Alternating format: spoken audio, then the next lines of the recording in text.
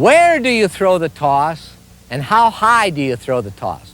Well, remember the hand comes up like this, follows this hand, and you'll see a little arc. It'll go like this. That will give you a rhythm, but most people think you throw the ball straight up and down right out in front of you, but it actually looks like the baseball glove when you throw the ball. If you throw the ball approximately 17 to 20 inches out of your outstretched hand, that'll be about the height out of your hand that the racket will be hitting the ball at the peak of the reach. Now here's the secret. When both arms come up together like this, you do not have to rush the racket because the ball has gone nowhere. So watch how much time I have to hit a ball even though there's a low toss. You don't have to rush anything. As a matter of fact, most people think a low toss will give you less time to make the hit.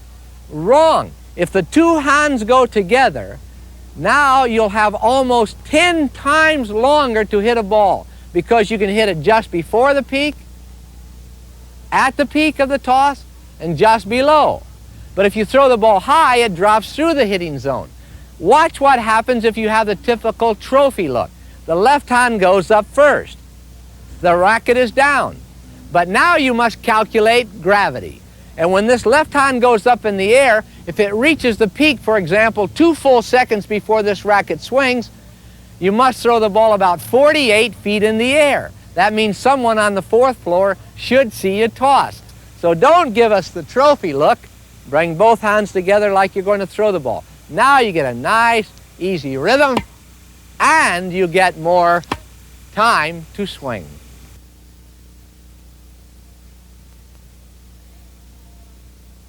Where do you throw the ball on the serve, and how do you hold the ball? Well, you can hold it any way you want to. Most people hold the ball with the palm up. Some hold it with the side up, and many of the top players hold it palm down. Now, when you throw the ball, it should be to the right of your head. The reason for that is when you unwind your shoulders, it throws the racket out to the right, whether you like it or not.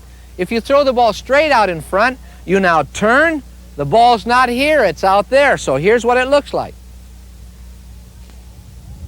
Now you lose all of the power. The minute your racket begins to make an angular change, you lose all the power. So throw it out to the right. Now watch again. I'll throw the ball to the right. Keep your head up, but the power system is out here. If you draw a line from this shoulder to this shoulder, that's where the power is here. It's not here. Watch.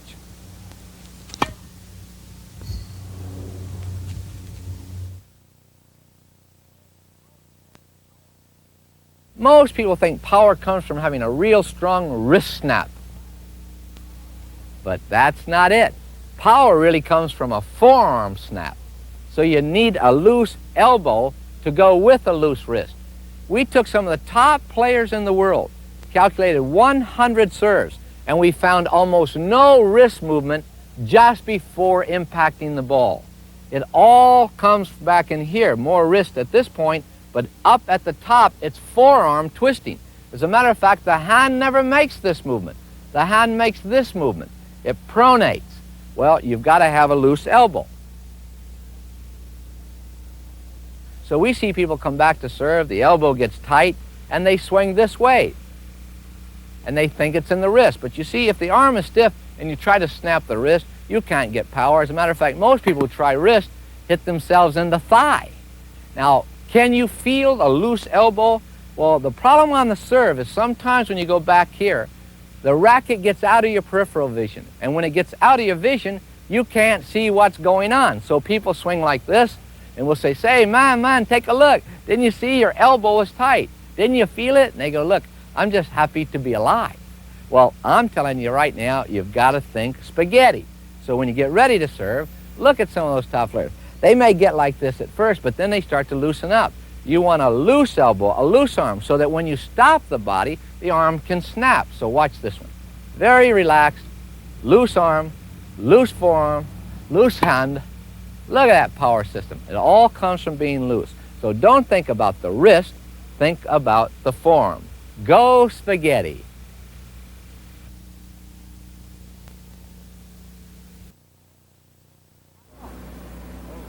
If you're having trouble getting power on your serve, here's another tip that just may solve that particular problem. It may not be in the racket hand, it may be in the throwing hand. If you take a look at the top players when they serve, the throwing hand goes up and it comes right back into the body. Gee, that's a strange look, you say. Well, I learned to come down the left side of my body and do this kind of thing. But the top players finish there, but it moves so quickly that sometimes you don't see what happens just before the ball is impacted. The next time you see a slow motion replay, take a look at this. And you'll see the hand come against the body, it momentarily breaks the shoulder and turns the forearm into a whip, and it gives you this look. And you can hit it really hard. So don't let the left hand come in this way. Don't let the shoulder fall down. Make sure that you turn, break the body, snap the ball, and then fall in. And you're going to get so much power, it's scary. But again, the secret may be not in this hand. The secret is in this one. Make the break. Baseball pitchers do exactly the same thing. They throw the ball, the left hand comes in like this to the body. Watch. So take a tip from the Major League Baseball pitchers. Break the shoulder with the non-hitting hand.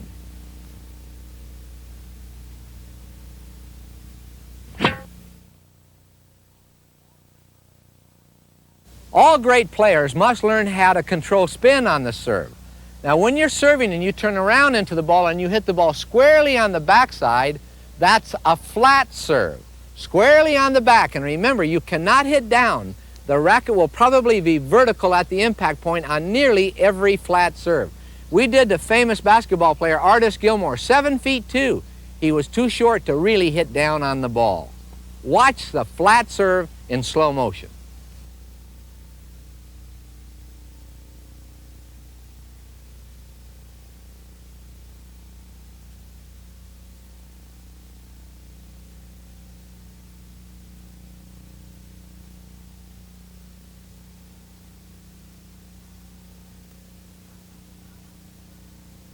The topspin serve is very important to learn because you can hit the ball hard, form the arc, just as you do on the forehand and backhand, and make the ball go over the net and down. How do you achieve topspin? Remember what we said, only one way. The racket must be vertical, going low to high.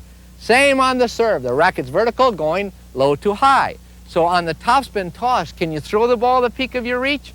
Nope, you actually have to throw it lower. So now you go up this way. Topspin toss is actually lower and slightly a little bit more to the left.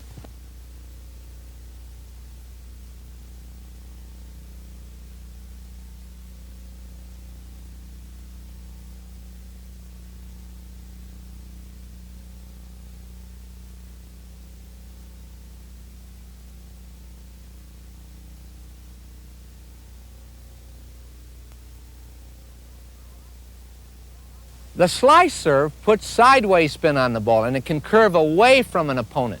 Very important to know how to hit a slice so you can move your opponent way out of court. When you come up to hit the ball, rather than hitting flat behind the backside, you have the racket slightly tilted, going left to right. That produces the side spin, produces the curve, the same as a baseball pitcher pitches when they want to make the ball go away from the player. Watch a slice serve or a side spin serve in slow motion.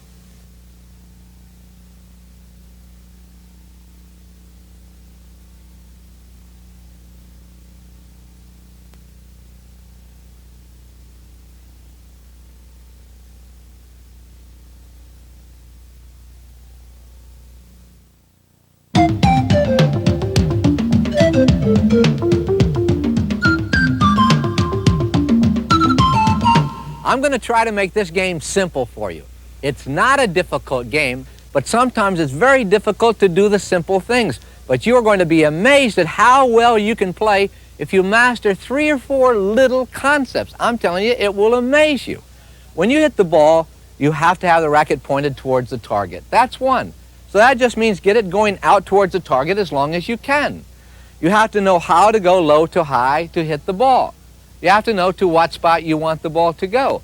For example, if your opponent's in that corner, try hitting it to this corner. When they're in this corner, hit it to the other corner. Who can you beat doing that? Nearly everyone in the world. Imagine that. So let's see how you hit the ball to make it go there. One, let's talk about spin. When you hit the ball, you want topspin. Topspin simply means you have the racket going low to high, you brush the ball on the backside, it creates a spin. What value is the spin? Well, when you hit the ball and it goes up over the net, the pressure on top pushes it back down. When you hit a ball like this, you get some topspin. When you hit a ball like this, you get more topspin. When you hit a ball like this, you get a lot more topspin. So the more vertical is the swing, the greater is the topspin. The greater the topspin, the more the ball is rotating. The faster it's rotating, the more it goes up, and the faster it comes down. So just think about producing a rainbow.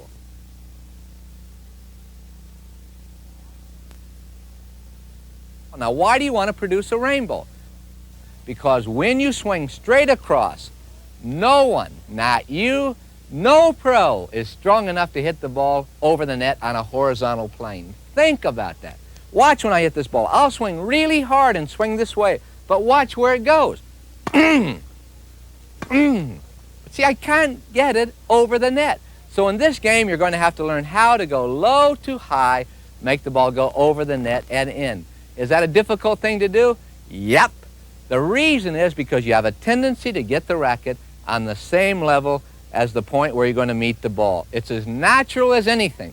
So now you're going to have to learn how to get the racket down before you start the forward and upward movement. That's topspin, and that's going to make you famous by Friday. When you watch the top players, you'll have a tendency to see two types of swings. A swing that starts low, straight back, up, low, straight back, up. But most of the top players in the world make a little C, or what we call a loop swing. Now, why would most of them make the loop swing? Because the loop provides more power. If this shoulder is loose, when the arm falls, you pick up some help from gravity. And if you have a 4-foot loop, your racket's traveling at about 11 miles per hour when it reaches the bottom of the swing. But think about people who go straight back. They have no power at this particular point. They must recruit these muscles very quickly. So if you see people who go straight back, they usually will not have the power that the players have who take the loop. But take your pick. It doesn't really matter which one you use. But again, watch the pros, and almost all of them have the loop. Now, when you swing, the idea is to get down lower than the intended point of impact with the ball, raise it up when you hit, have the racket vertical at the impact point, and then finish with a follow-through up in here. Now, take a look at that swing. It's just straight up on this arc. And if you could put a little dot on this shoulder, a little dot on this chin, and make the two dots meet, now you've really got a great swing.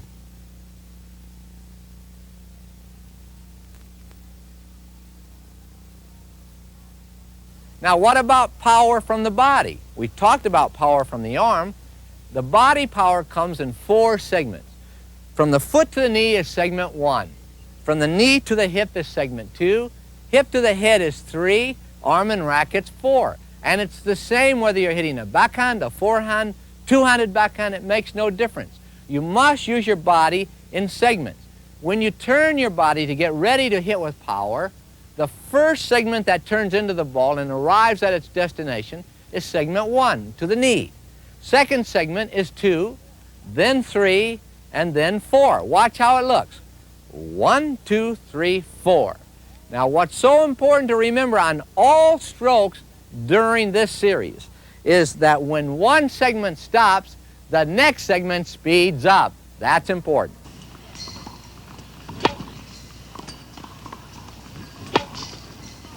Have you ever wondered how little kids get so much power on their shots? Well, here's how it happens. When this segment stops, it's just like a whip. When you take a whip and stop your hand, the whip goes through the air very fast. This hand stops, decelerates, makes the next segment accelerate faster than human muscle can contract. So when this knee stops, this one goes faster. If this one stops, this one goes faster. And the secret is, if you'll stop this segment, then the arm and racket go very fast. They turn into a whip. And that's why the great Ken Rosewall, when you saw him hit the forehand, this hand would stop. And the minute this hand stopped, this arm and racket became a whip. Watch. You know, boom!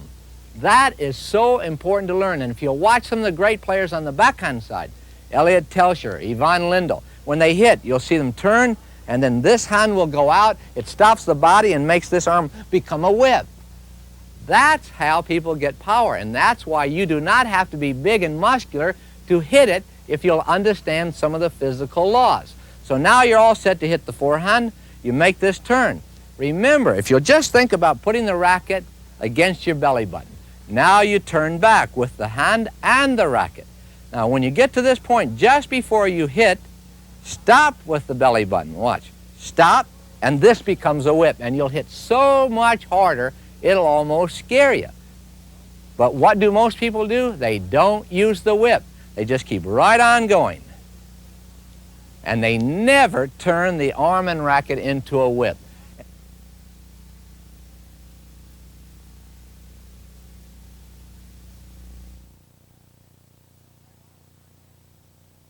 You know, very often players get all wrapped up in the follow-through and don't understand the real role of the follow-through. If the ball is on the strings only for 1/1000th of a second and then it's gone, what value is the follow-through? And the answer, it has zero value for guiding the ball. Once the ball's off the strings, follow-throughs do not help you at all. Watch. I'll hit a ball with a weird follow-through and it will not change the direction. The ball still goes over the net and lands in the appropriate place. Now let's go the other way. I'll hit a lousy shot with a great follow-through and see where it goes.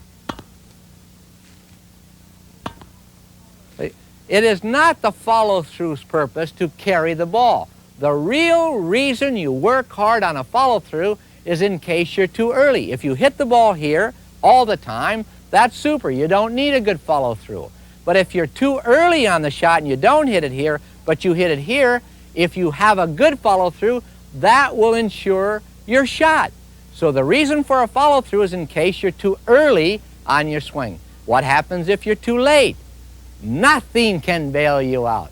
You're dead. There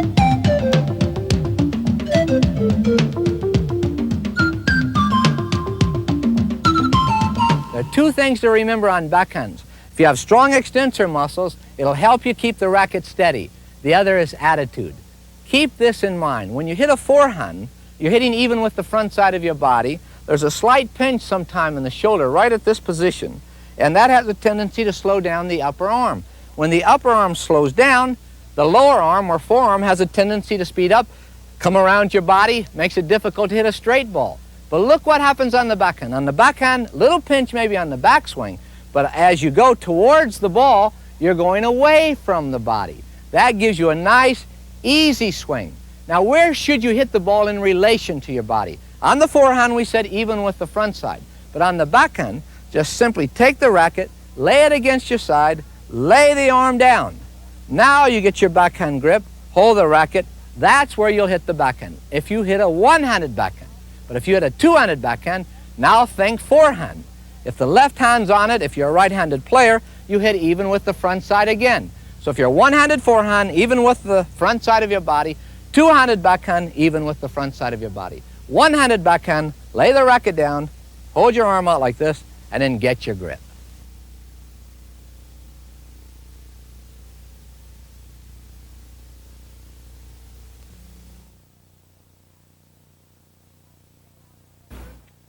Are you having trouble deciding, should I hit a one-handed backhand or a two-handed backhand? Well, here's some advice, a tip that may make that decision easy for you and put you on your way to some major events. If you're going to hit with one hand, there's a lot of pressure on this arm, especially on this side, the extensor muscles. And if you don't have a strong set of extensor muscles, that racket may wobble. If you want the racket head to stay still, and you certainly do, many people have elected to go with two hands because now they can brace the racket with two hands. How important is it to keep the racket head still? Well, on many shots in this game, a 1-degree racket turn can vary the ball by as much as 6 feet where it lands. So a steady racket head is extremely important to you. Now the big question comes. I always hear, say the critics, that two hands will require that you move further out. You must be faster because you don't have the reach. That is a myth. If you reach out with two hands, you can reach comfortably to this position. But when you hit a one-handed backhand, you will now hit here. And you will find that this radius from the body is a lot shorter than this radius that you can hit with two hands. And remember, power is related to the length of the radius. So if you have a longer radius, you can actually hit the ball harder. Now, one of the problems on the one-handed backhand is that you use all four body segments, from the foot to the knee, knee to the hip, and the shoulders and the arm and racket, four segments. With a two-handed backhand, there's a little bit more two-segment identification, lower and upper body. But you must be supple. So if you don't have a supple upper body and you can twist easily at the hips, I would go to one. But if you can twist easily at the hips and you want to reach out, I would go with two.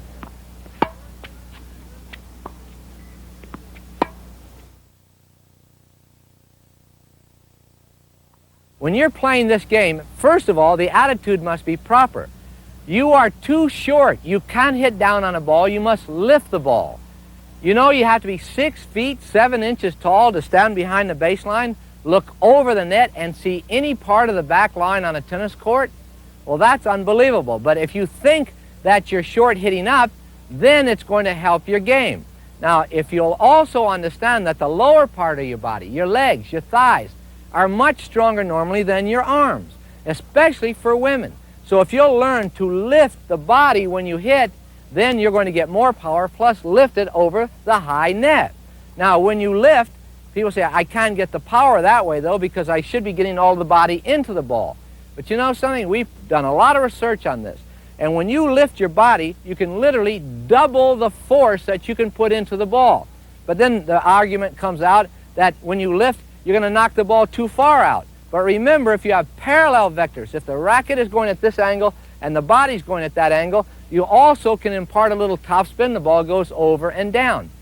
I did a lot of studying on Jimmy Connors, and I watched his two-handed backhand. And you got to remember that Jimmy Connors comes off the ground almost after every shot. It's not that he's trying to jump off the ground when he hits his great two-handed backhand. It's that he's lifting so much that the summation of the forces actually pull him off the ground. So I'm suggesting to you that you don't try to stay down with the ball. You try to lift, and lift at the same angle, forward and upward into the ball. Then the critics sometimes say, wait a minute, if you lift, though, you're going to throw your head back. Well, that's a myth. You don't have to throw your head back to lift your body. It is true that if you lift your head, you're going to pull the racket across. But if you keep your head still when you lift, you're going to be home free. Watch, I can jump off the ground. I didn't have to lift my head. So keep the head still, follow the ball in, and when you lift, you'll see that you're going to get all kinds of power into the shot. Believe me, if you use your thighs, you are going to learn to play this game well. And you can use a chair out on a tennis court sometime. Bring it out and just sit right in the chair and come up out of the chair.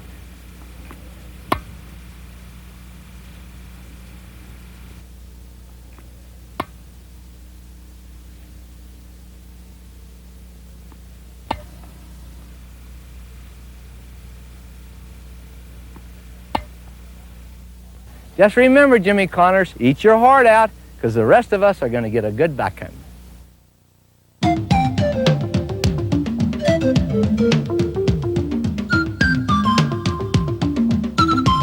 Backhand. Forehand. Backhand. You know, very often my critics say, look, Vic, you're recommending that people change grips on the forehand and backhand. There's insufficient time to do that. That's why they recommend the continental grip. But let me show you this little trick. You know, people don't really practice changing from forehand to backhand. But if you'll try this little game, I'll guarantee you you'll do it so quickly it'll scare you. Watch, I've got a forehand grip. If I have to change all the way to the top, that's 90 degrees. Well, if I make this hand turn down an 1/8 turn, or just a little, this hand turn down just a little, 2/8 make a quarter. A quarter is 90 degrees. So all a backhand grip change is this, doom, doom. Now, you're going to try to put this together with your feet. See if you can take a step faster than your hands can move. Are you ready? You can practice this at home. I tell you, it's a knockout, and you'll learn to change grips faster than you can take a single step. Watch. Forehand grip.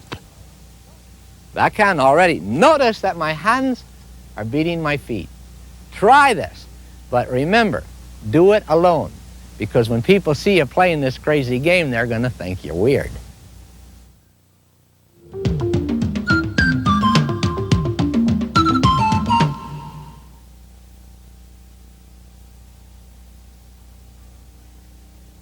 You know, when you're playing this game, we say, hit those ground strokes deep, keep your opponent back. But all you're waiting for is the first short ball, and when you get a short ball, you should theoretically win the point, because now you can attack, get good net position. But the approach shot is one shot in this game that's been neglected by most players. When you get a short ball, you should have been ready, so always you're saying to yourself, it's going to be a short ball. Now if it's deep, don't worry, sit back and hit. But be ready for the short one. Now when you hit the approach shot, you're on the dead run, and you try to keep your head very still. Short backswing. Try to make the racket go out through the ball. And a slight underspin is okay, or a drive is okay. But we prefer a little bit of a flat hit. That takes a low bounce, makes your opponent hit up.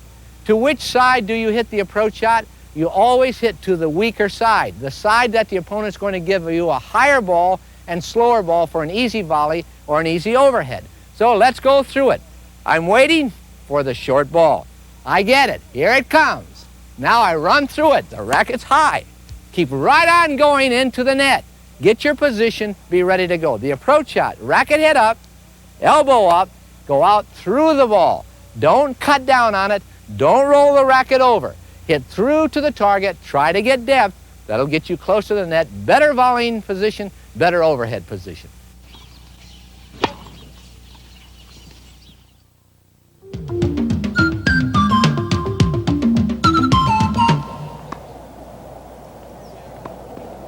Well, if you want to win the point fast, you're going to have to be able to get into the net. Most people have a problem on the volley because of the elbow. As they come into volley, the elbow stays in close, the racket head lays back. Now, if you're late, the ball goes over the fence. If you're early, it goes into the net. Most people don't volley well because they have a radius on the volley. All you have to do is take this elbow, push it up, and now go across the tabletop. And watch, we put some cups on a board for you to show how we can wipe all of those cups right off the board by going through the volley, not down on the volley. But most people who come into volley stop on the volley, and when they stop, the racket pulls down. Now what we want people to do is to come in and volley out. Watch, the slightest down hit will pull the ball into the net. Not this one, this one. Take a look at this. You see, the ball goes in the net with the slightest down hit. Now, if you start hitting out this way, it'll just barely go over the net. No, now a little shorter. But what we really want is a ball that goes up about 2 feet above the net, this sort of a swing. Now you'll volley with great depth. So when you come in, don't stop the volley. Be like John McEnroe. Run through the volley. Now the racket can stay up. You don't drop it down, and you hit a deep shot, plus you're closer to the net. People say, wait a minute, my racket doesn't come down, but I guarantee you that when you stop, it's just like a car. The front end goes down, the back end goes up. And that's why you see so many people rush the net in order to lose at a faster rate.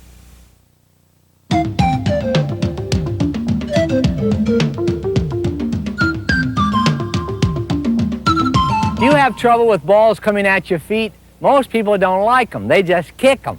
And the problem is that when a ball is coming off the court, which is called a half volley, it's coming at this sharp angle, and most people come in and try to scoop it up. Well, the ball coming off the court at this angle now goes very high. Incident and reflected angles. What you want to do is just close the face and lift. But it's very difficult to lift if you try to do it with the arm, because the arm has to be very strong. What's the secret? The secret is to use your thighs on the half volley. Come into the ball, keep the racket face closed, and just lift straight up on your toes. Now watch, I'm going to try to lift some. See, it's no problem at all. Let your body lift, and the thighs will lift the ball right up over the net. Now when you're lifting on your half volley, keep your head down. Watch down, and then lift, and keep right on going to the net. Keep the arm rigid for forehand and backhand half volleys, but always use your thighs. And it's so doggone much fun because now you don't play with the racket, hit the ball over the fence. You can really drill them in doubles when the ball's at your feet. So remember, firm arm, close the face, and play with the thighs on the half volley.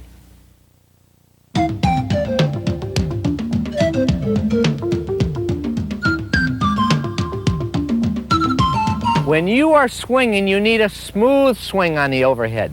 But most people can't get a smooth swing on the overhead because they drop their chin. They're all set to hit, the chin drops. Now they got a racket going up, a chin going down, and the ball usually will go right on into the net.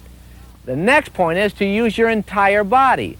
Remember the kinetic chain. There are 6 segments on a good serve, 6 segments used on an overhead smash. From the foot to the knee is segment 1, knee to the hip is 2, hip to the head 3, the upper arm, forearm, and hand.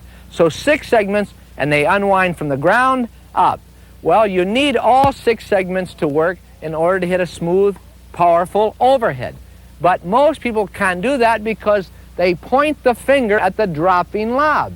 If you point the finger, then you have to be triple jointed to make all of these segments work. It doesn't go that way.